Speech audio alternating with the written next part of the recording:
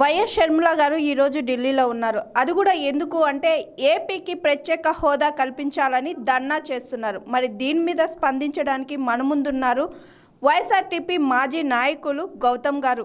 Sir చెప్పండి, YS Sharmila గారు ఈరోజు ఏపీ ప్రత్యేక హోదా కోసం ధర్నా చేస్తున్నట్టు ఢిల్లీలో ఉన్నారు. దీని మీద మీరు ఎలా స్పందించాలనుకుంటున్నారు? ఆంధ్రప్రదేశ్కు ప్రత్యేక హోదా రావాలని చెప్పేసి డిమాండ్ గత కాంగ్రెస్ పార్టీ ఆనాడు ప్రత్యేక హోదా ఇవ్వాలని చెప్పేసి భావించింది. అది ఆంధ్రప్రదేశ్ రాష్ట్రానికి ఉపయోగకరమైన డిమాండ్. అయితే ఈ డిమాండ్ని పూర్తిగా ప్రజల్లోకి తీసుకెళ్ళి ఆ ప్రజల ఆకాంక్ష మేరకు అక్కడున్న రాష్ట్ర ముఖ్యమంత్రి వైఎస్ జగన్మోహన్ రెడ్డి గారు చాలా తీవ్రమైన ప్రయత్నం చేస్తూ ఉన్నారు. అనేక కారణాలతోని కేంద్రంలో ఉన్న బీజేపీ దాన్ని అడ్డుకుంటూ వస్తూ ఉంది. అనేక సందర్భాల్లో జగన్మోహన్ రెడ్డి గారు ఆ ప్రతిపాదన తీసుకొస్తున్నప్పటికీ కావాలని కాలయాపన చేసుకుంటూ వస్తున్న పరిస్థితి మనకు కనపడతా ఉంది. అయితే ఈరోజు షర్మిల గారు ప్రత్యేక హోదా మీద మాట్లాడడం అంటే దయ్యాలు వేదాలు వల్లించినట్టే అని చెప్పేసి నేను అభిప్రాయపడుతున్నా. గత 10 సంవత్సరాలుగా ముందు టర్మ్లో టీడీపీ అధికారంలో ఉంది, అది ప్రభుత్వం నడిపిస్తూ ఉంది. ఆ సమయంలో షర్మిల గారు ఈ విషయాన్ని ఎందుకు మాట్లాడలేదు? ఒక ప్రజాస్వామికమైన డిమాండు, చట్టబద్ధమైన డిమాండు, చట్టం చేసిన డిమాండు అమలు చేయట్లేదని చెప్పేసి ఎందుకు ఆ రోజు మాట్లాడలేదని చెప్పేసి నేను అడుగుతున్నా షర్మిల గారిని. ఈరోజు సడన్గా జగన్మోహన్ రెడ్డి గారిని ఇబ్బంది పెట్టాలనో లేకపోతే చెయ్యట్లేదని చెప్పేసి ప్రజల్లో పలుచన చేయాలని చెప్పేసి ఆలోచన చేస్తూ మాకు ప్రత్యేక హోదా కావాలని చెప్పేసి మాట్లాడడం అంటే ఇంతకంటే విడ్డూరం ఇంకొకటి ఉండదని చెప్పేసి ఈ సందర్భంగా తెలియజేస్తున్నా.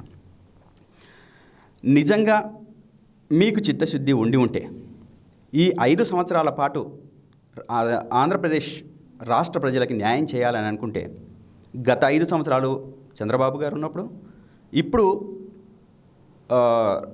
మన జగన్మోహన్ రెడ్డి గారు వచ్చిన తర్వాత ఈ ప్రైమరీ స్టేజ్లోనే తను కనుక ఉద్యమం చేసుంటే ఖచ్చితంగా షర్మిల గారికి ఒక చిత్తశుద్ధి ఉంది అని చెప్పేసి ఆంధ్రప్రదేశ్ రాష్ట్ర ప్రజలు భావించడానికి అవకాశం ఉంది. కానీ కేవలం ఎన్నికల ఎత్తుగడగానే లేదా జగన్మోహన్ రెడ్డి గారి ప్రభుత్వాన్ని పలుచన చేయడం కోసమే మాత్రమే ఈ డిమాండ్ తీసుకుపోవడం అనేది ప్రజలు మాత్రం హర్షించారు. ఆమె తెలంగాణ రాష్ట్రంలో ఏం చేసింది? ఇక్కడ ఉన్న వైఎస్ఆర్ తెలంగాణ పార్టీ పెట్టి తెలంగాణ రాష్ట్రంలో పార్టీ పెట్టి ఆ పార్టీ పెట్టిన దాంట్లో ఎక్కడైనా ఒక్కటంటే ఒక్క డిమాండ్నన్నా ముందుకు తీసుకెళ్ళడానికి ప్రయత్నం చేసిందా?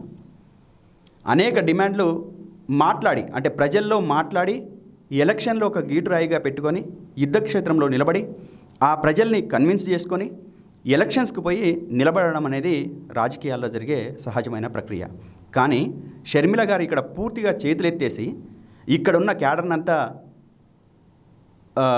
వాళ్ళ దారి వాళ్ళు చూసుకోమని చెప్పేసి ఏం పట్టనట్లుగా తన స్వలాభం కోసం, స్వార్థం కోసం, ఆమె రాజకీయ భవిష్యత్తు కోసం మొత్తం ఈ క్యాడర్ని అందరినీ గంగలో కలిపేసి ఆంధ్రప్రదేశ్కి పోయి అన్నని ఇబ్బంది పెట్టడానికి చాలా తీవ్రమైన ప్రయత్నం చేస్తూ ఉంది.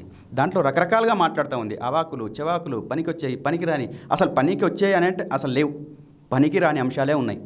ఆమె మాట్లాడే మాటలు కానీ ఆ మాటల్లో ఆమె వాడే భాష కానీ అత్యంత దారుణంగా ఉన్న పరిస్థితి మనకు కనపడతా ఉంది.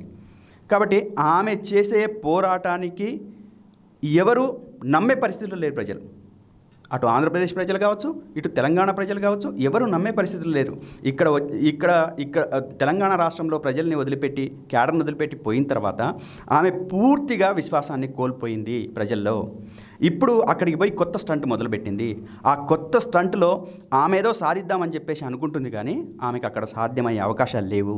పూర్తిగా జగన్మోహన్ రెడ్డి గారికి ప్రజలంతా ఆయన వైపు ఉన్నారు, ఆయన ప్రభుత్వం వైపు ఉన్నారు. రేపు రిజల్ట్ వచ్చిన తర్వాత దిమ్మ తిరిగి బొమ్మ కనపడుతుంది షర్మిల గారికి. ఖచ్చితంగా ఆంధ్రప్రదేశ్ ప్రజలు విఘ్నులు, అన్నీ తెలిసిన వాళ్ళు. రేపు రాబోయే రోజుల్లో జరిగే ఎన్నికల్లో బంపర్ మెజారిటీతో జగన్మోహన్ రెడ్డి గారిని గెలిపించబోతున్నారు.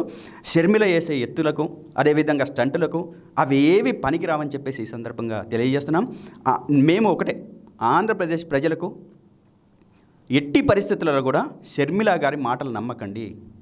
ఆమెకు విశ్వసనీయత లేదు, ప్రజల పట్ల ఒక చిత్తశుద్ధి లేదు, ప్రజా సమస్యల పట్ల చిత్తశుద్ధి లేదు, ఆ సమస్యల పరిష్కారం కోసం ఎటువంటి చిత్తశుద్ధి లేదు. ఆమెకు కావాల్సింది ఆస్తి, ఆమెకు కావాల్సింది ఆమె సొంత ఆస్తిని నిలబెట్టుకోవడం, దానికోసం కొట్లాట పెట్టుకోవడం తప్పితే ఆమెకంటూ ప్రజల పట్ల ఒక ప్రత్యేకమైన చిత్తశుద్ధి ఉండి ప్రజలకు న్యాయం చేయాలి, సేవ చేయాలి, సమాజం మెరుగుపరచాలి, అభివృద్ధి పరచాలి, ఆ ప్రజల కోసమే నిలబడాలనేది ఎక్కడ ఆమెలో కనపడదు.